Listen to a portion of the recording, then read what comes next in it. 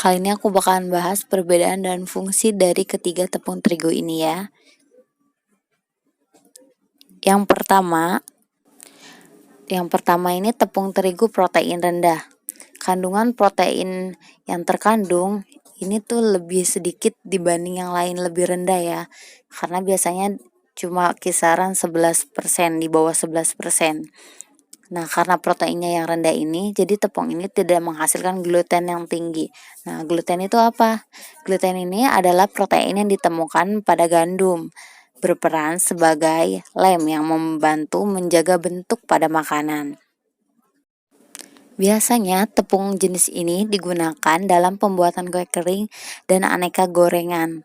Kenapa? Karena untuk menghasilkan tekstur yang ringan dan renyah.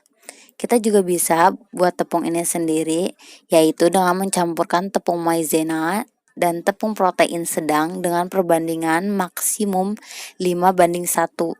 Jadi kita banyakin tepung terigu protein sedangnya daripada tepung maizenanya ya.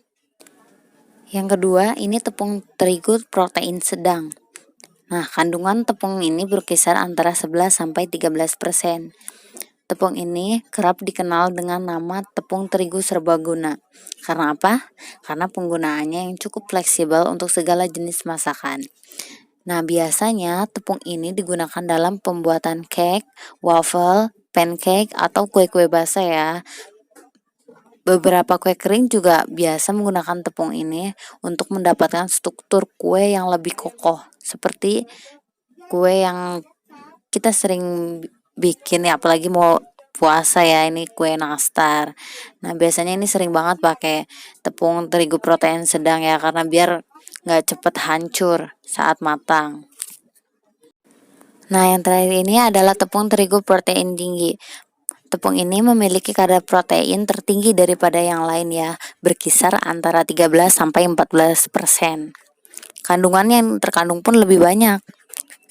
Dan biasanya tepung ini digunakan untuk makanan yang bertekstur kenyal, sangat kenyal mungkin ya, dengan tingkat elastis yang tinggi, seperti pembuatan mie, roti, dan juga pizza yang tidak mudah kempes ya, agar tidak mudah kempes saat proses fermentasi.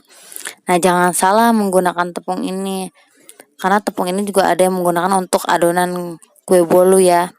Ini jelas salah, karena gluten yang terbentuk dan tidak diimbangi dengan pengembang yang tepat akan membuat kue menjadi bantat.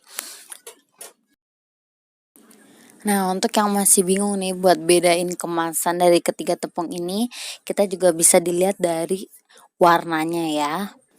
Nah, untuk yang kandungan tepung terigu protein rendah ini warnanya biru muda, yang sedang ini biru tua, dan juga yang protein tinggi ini warna hijau ya.